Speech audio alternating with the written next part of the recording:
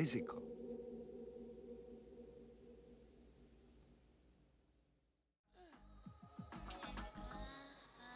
Mám moc práce. Ne, víte, já chápu. Doktore, já mám taky hromadu práce. Hele, za měsíc vám zavoláme a uděláme vám nabídku. Když budete chtít, uzavřeme spolu obchod.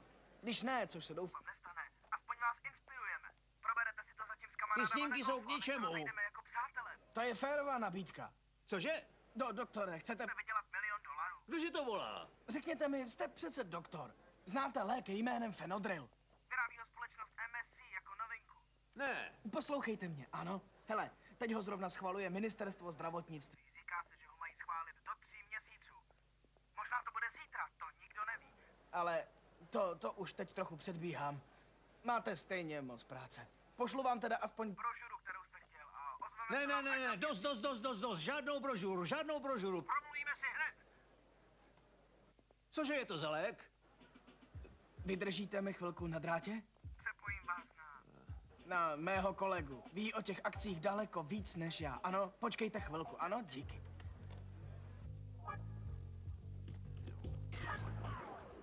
Rito!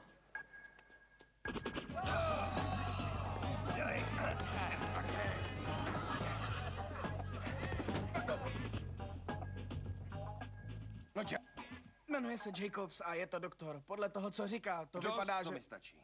Fajn. Dobrý den, doktore. Tady Chris Marlin z JT Marlin.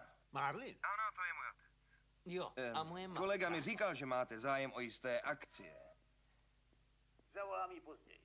Ano, ty akcie vypadaly docela zajímavě. Prosím, to je ale skutečně slabé slovo, doktore Jacobsi. Budou mít brzo obrovskou... Hodnotu.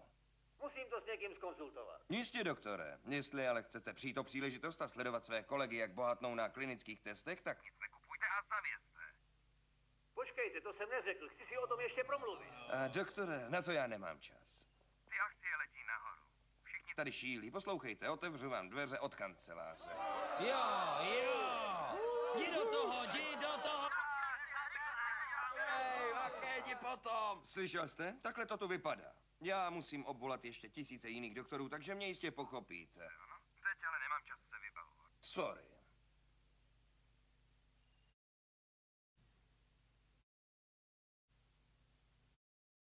Dobře, tak jo, domluvíme. Tedy, můžeme vám prodat maximálně 2000 akcií. Je mi to líto. 2000? Jste cvok? Na tolik jsem vůbec nepomýšlel. 2000? Ježiši. A proč mi jich vlastně Nemůžete prodat víc. Napřed obchodujeme jenom v malém, než klienta řádně poznáme. Nejdřív získáte jen pár procent. Jestliže váš zájem potrvá i nadále, Rozjedeme naplno to, čemu se u nás říká business. To zní dobře. Vezmu si 2000. Platí. Vážně mi jich nedáte víc? Lituji, pane Jacobsi, ale nejde to. Dobře, tak to musí stačit. Skvěle. Slibuji vám, že příště se do toho obujeme. chcete poslat smlouvu do vaší Ordinace nebo do zámku? Haha, moc vtipné, pane Marline. Přepojím vás na sekretářku. Dohodne s vámi podrobnosti. Moc mě těšilo, pane doktore. A je to v suchu. Takhle se to dělá, co?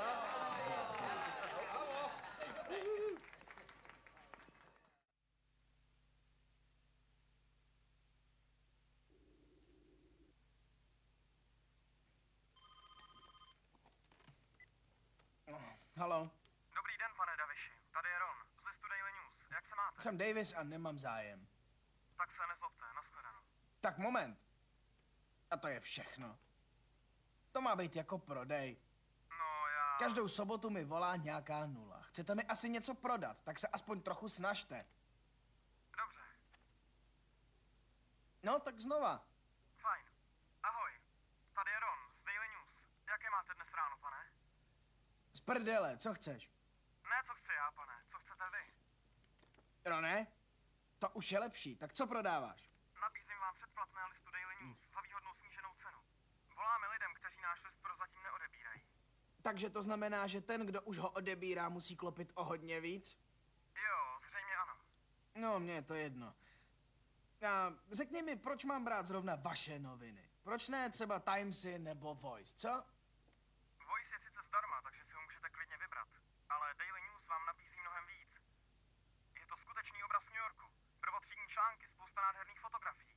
A máme nejlepší distribuci.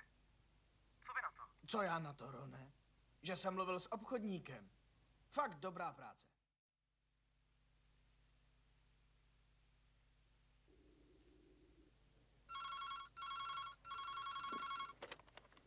Halo? Dobrý den, Harry. Tady Seth Davis, J.T. Marlin. Jak se máte? Dobře, díky. Kolega s vámi mluvil minulý týden. Chtěl jsem se zeptat, jestli jste už četl naši brožuru. Jakou brožuru? Jestli máte 50 tolik až pošty, 100 co tisíc já, tak dolarů. jste ji asi hodil do koše, ale my jsme slíbili, že vám zavoláme.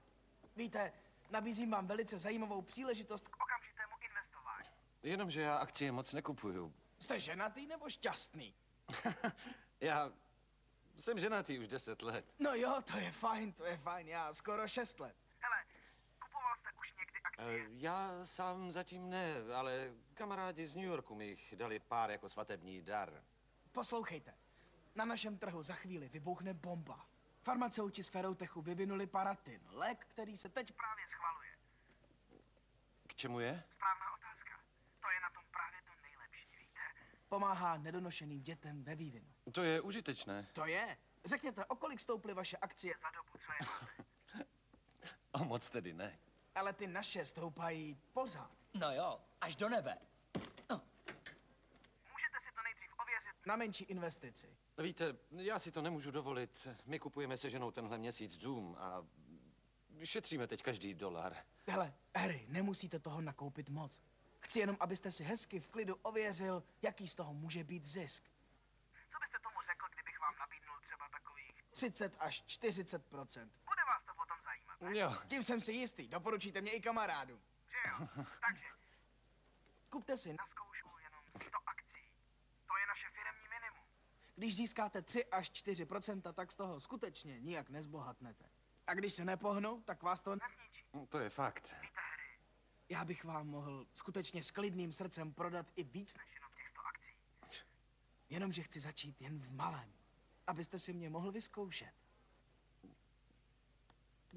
Dobře, zkusíme to. Bezva, kam mám poslat smlouvu? Do práce, domů? Já se musím poradit se ženou. Nemusíte, Harry. A já jdu za 5 minut. Ne, musím s ní o tom mluvit. Harry, vy jste teď v práci, že? Jo, Co vy vlastně děláte? Jsem hlavní manažer sítě potravin. znamená to, že často rozhodujete. Jistě. A když musíte udělat rozhodnutí, voláte kvůli tomu své ženě? Jasně, že ne, ale To je Ale rozdíl. v čem je rozdíl? Jsou to vaše peníze.